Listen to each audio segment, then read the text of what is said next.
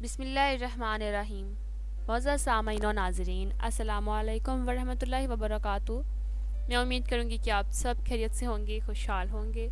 میری دعا ہے کہ اللہ تعالیٰ آپ کو خوش رکھے، آباد رکھے اور آپ سب کو اپنے حفظ و امان میں رکھے۔ ناظرین، آج کی اس ویڈیو کا موضوع حضرت حسین ابن علی کی ولادت ہے۔ جیسا کہ آپ سب جانتے ہیں کہ آج شعبان کی 3 تاریخ ہے اور آج ہی کے دن حضرت حسین بن علی کی ولادت ہوئی تھی، تو انہی کے متعلق آج کی ویڈیو کا موضوع ہوگا۔ میں امید کروں گی کہ آپ کو ویڈیو اچھی لگے گی۔ جو ناظرین میرے چینل پر نئے ہیں وہ کائنڈلی چینل کو سبسکرائب کر دیں اور بیل آئیکن کو پریس کر دیں۔ بڑھتی ہوں ویڈیو کے موضوع کی جانب۔ حضرت حسین بن علی بن ابی طالب بن عبد المطلب بن ہاشم بن ابو عبداللہ قرشی الہاشمی کربلا میں شہید ہونے والے اور رسول اللہ کی بیٹی حضرت فاطمہ الزہرا کے بیٹے ہیں۔ حضرت حسین کی ولادت شعبان کی 3 تاریخ کو ہوئی۔ آپ کی ولادت کے بعد حضرت نبی کریم نے بذات خود آپ کو شہد چٹایا اور آپ کے دہن مبارک کو اپنی زبان بابرکت سے تر کیا، آپ کو دعائیں دیں اور آپ کا نام حسین رکھا۔ حضرت نبی کریم نے از خود نومولود بچے کو منگا کر آپ کے کانوں میں اذان دی۔ اس طرح گویا پہلی مرتبہ خود زبان وحی و الہام نے اس بچے کے کانوں میں توحید الہی کا سور پھونکا۔ پھر فاطمہ الزہرا کو عقیقہ کرنے اور بچے کے بالوں کے ہم وزن چاندی خیرات کرنے کا حکم دیا۔ رسول اللہ نے فرمایا، حسن اور حسین میری دنیا کی بہار ہیں۔ نیز رسول اللہ فرمایا کرتے تھے کہ حسین میرے ہیں اور میں حسین کا ہوں۔ اللہ تعالیٰ اس شخص کو دوست رکھے جو حسین کو دوست رکھے۔ حضرت واصلہ بن اسقع رضی اللہ عنہ نے فرمایا کہ ایک دن میں حضرت نبی کریم کے حضور ام سلمہ کے مکان پر حاضر ہوا۔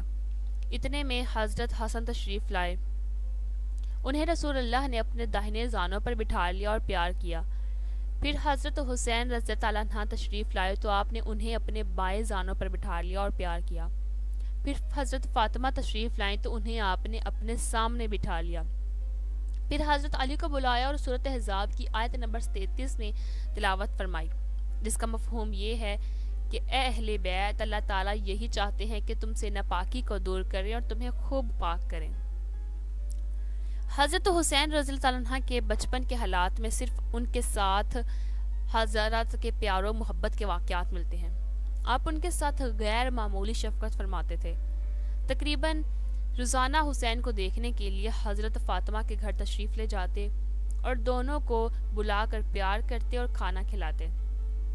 دونوں بچے آپ سے بے حد مانوس اور شوق تھے، لیکن آپ نے کبھی کسی شوخی پر تنبیہ نہیں فرمائی، بلکہ ان کی شوخیاں دیکھ دیکھ کر خوش ہوتے تھے۔ حضرت ابوبکر صدیق کے ابتدائی عہد خلافت میں بھی حضرت حسین صغیر السن تھے، البتہ آخری عہد میں سن شعور کو پہنچ چکے تھے، لیکن اس عہد کی مہمات میں ان کو نام نظر نہیں آتا۔ حضرت عمر رضی اللہ عنہ بھی حضرت حسین پر بڑی شفقت فرماتے تھے اور قرابت رسول کا خاص لحاظ رکھتے تھے۔ چنانچہ جب بدری صحابہ کے لڑکوں کا 2,000 وظیفہ مقرر کیا تو حضرت حسین کا محض قرابت رسول کے لحاظ سے 5,000 ماہوار مقرر کیا۔ آپ پر رضی اللہ عنہ کسی چیز میں بھی حضرت حسین کی ذاتی گرامی کو نظر انداز نہ ہونے دیتے تھے۔ ایک مرتبہ یمن سے بہت سے حلے آئے، وہ حضرت عمر نے تمام صحابہ میں تقسیم کر دیے۔ آپ روزہ عطر اور منبر نبوی کے درمیان تشریف فرما تھے۔ لوگ ان حلوں کو پہن پہن کر شکریہ کے طور پر آ کر سلام کرتے تھے۔ اسی دوران حضرت حسن و حسین حضرت فاطمہ کے گھر سے نکلے۔ آپ کا گھر حجرہ مسجد کے درمیان تھا۔ حضرت عمر کی نظر ان دونوں پر پڑی تو ان کے جسم پر حلے نظر نہ آئے۔ یہ دیکھ کر آپ کو تکلیف پہنچی اور لوگوں سے فرمایا، مجھے تمہیں حلے پہنا کر خوشی نہیں ہوئی۔ انہوں نے پوچھا، امیر المومنین ایسا کیوں فرمایا آپ نے؟ اس لیے کہ ان دونوں لڑکوں کے جسم ان حلوں سے خالی ہیں۔ اس کے بعد فوراً حاکم یمن کو حکم پہنچا کہ جلد از جلد 2 حلے بھیجو اور حلے منگوا کر دونوں بھائیوں کو پہنانے کے بعد فرمایا، اب مجھے خوشی ہوئی ہے۔ ایک روایت یہ ہے کہ پہلے حلے حضرت حسن و حسین کے لائق نہ تھے۔ حضرت عمر حضرت حسین کو اپنے صاحبزادے حضرت عبداللہ جو عمر وغیرہ میں ان دونوں سے بھی زیادہ لائق فائق تھے، زیادہ مانتے تھے۔ ایک مرتبہ آپ رضی اللہ عنہ ممبر نبوی پر خطبہ دے رہے تھے کہ حضرت حسین آئے اور ممبر پر چڑھ کر کہا، میرے ابا کو ممبر سے اتارو اور اپنے ابا کے ممبر پر جاؤ۔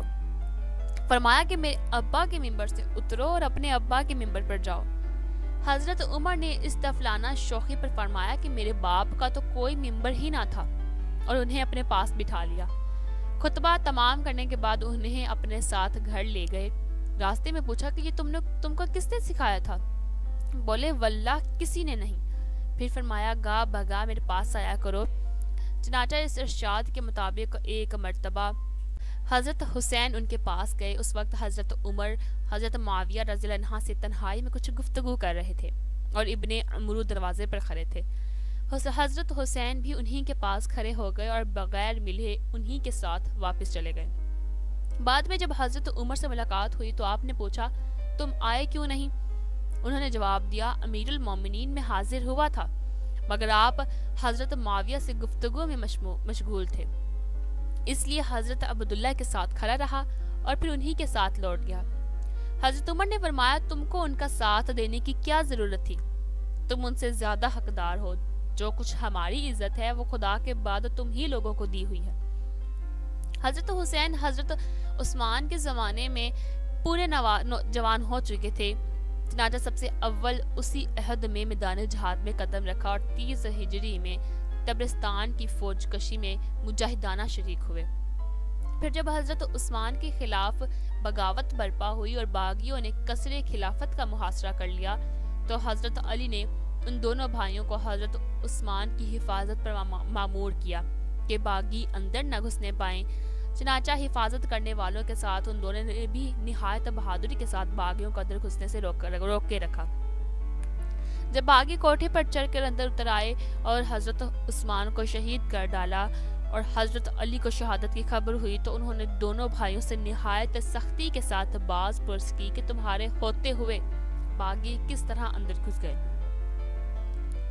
قضاء و افتاء میں حضرت علی کا پایا تمام صحابہ میں بلند تھا۔ اس موروثی دولت میں حضرت حسین کو بھی وافر حصہ ملا تھا، چنانچہ ان کے معاصر ان سے استفسار کیا کرتے تھے۔ ایک مرتبہ ابن زبیر رضی اللہ عنہ کو جو عمر میں ان سے بڑے اور خود بھی صاحب کمال بزرگ تھے، قیدی کی رہائی کے بارے میں استفسار کی ضرورت ہوئی تو انہوں نے حضرت حسین کی طرف سے رجوع کیا اور ان سے پوچھا ابو عبداللہ قیدی کی رہائی کے بارے میں تمہارا کیا خیال ہے؟ اس کی رہائی کا فرض کس پر عائد ہوتا ہے؟ انہوں نے فرمایا ان لوگوں پر جن کی حمایت میں وہ لڑا ہو۔ اسی طرح ایک مرتبہ ان کے شیخ اور بچے کے وظیفے کے بارے میں استفسار کی ضرورت ہوئی تو اس میں بھی انہوں نے حضرت حسین کی طرف رجوع کیا۔ آپ نے بتایا کہ پیدائش کے بعد ہی جب سے بچہ آواز دیتا ہے وظیفہ واجب ہو جاتا ہے۔ اسی طریقے سے کھڑے ہو کر پانی پینے کے بارے میں پوچھا۔ آپ نے اس سوال پر اسی وقت اونٹنی کا دودھ دھو کر کھڑے کھڑے پیا۔ آپ کھڑے ہو کر کھانے میں بھی مذائقہ نہ سمجھتے تھے، چنانچہ بھنا ہوا بکری کا گوشت لے لیتے تھے اور کھاتے کھاتے چلے جاتے تھے۔ اغلب یہ کہ آپ کا یہ عمل ان اعمال کے جواز کو ثابت کرنے کے لیے تھا کہ کچھ فہم اس عمل کو بالکل حرام نہ سمجھنے لگے۔ انہی مذہبی کمالات کے علاوہ حضرت حسین اس عہد کے عرب میں مروجہ علوم پر بھی پوری دستگاہ رکھتے تھے۔ خطابت اس زمانے کا بڑا کمال تھا۔ آپ کے والد بزرگوار حضرت علی اپنے عہد کے سب سے بڑے خطیب تھے۔ آپ کے کلمات طیبات اور حکیمانہ مقولے اخلاق و حکمت کا سبق دیتے تھے۔ آپ فرماتے تھے سچائی عزت ہے، جھوٹ عجز ہے، رازداری امانت ہے، حق کے جوار قرابت ہے، امداد دوستی ہے، عمل تجربہ ہے، حسن خلق عبادت ہے، خاموشی زینت ہے اور سخاوت دولت مندی ہے۔ موسم نے بیان کیا کہ حضرت حسین نے 25 حج پیادہ کیے۔ حضرت حسین بہت ہی بزرگ، کثرت سے روزے رکھنے والے، بہت نماز پڑھنے والے، حج، صدقہ اور تمام فعال خیر کے زیادہ کرنے والے تھے۔ مالی اعتبار سے آپ کو خدا نے جیسی فارغ البالی عطا فرمائی تھی اسی فیاضی سے آپ اس کی راہ میں خرچ بھی کرتے تھے۔ ابن اساکر لکھتے ہیں کہ حضرت حسین خدا کی راہ میں کثرت سے خیرات کرتے تھے۔ کوئی سال کبھی آپ کے دروازے سے ناکام نہ واپس ہوتا تھا۔ ایک مرتبہ ایک ساحل مدینہ کی گلیوں میں پھرتا ہوا در دولت پر پہنچا۔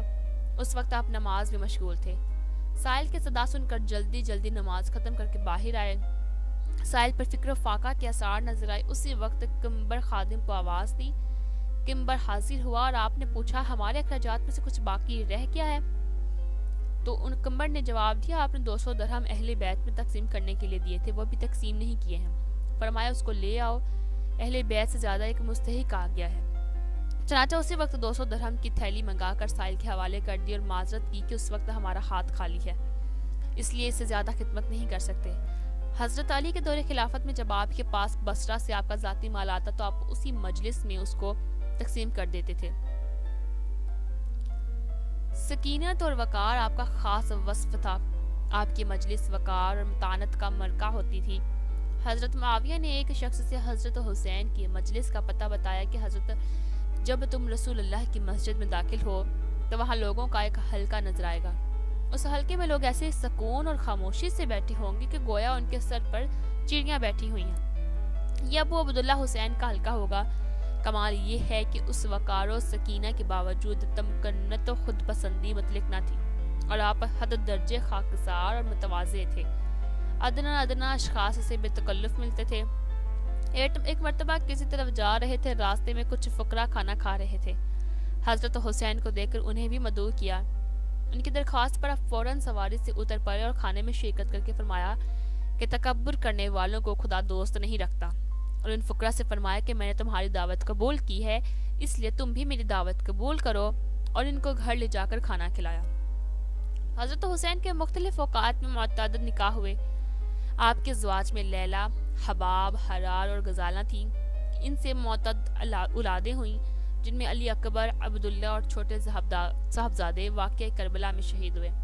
امام زین العابدین باقی رہے، انہی سے نسل چلی۔ صاحبزادیوں میں سکینہ، فاطمہ اور زینب تھیں۔ اور یہیں پر حضرت حسین کے متعلق تمام معلومات مکمل ہوتی ہے۔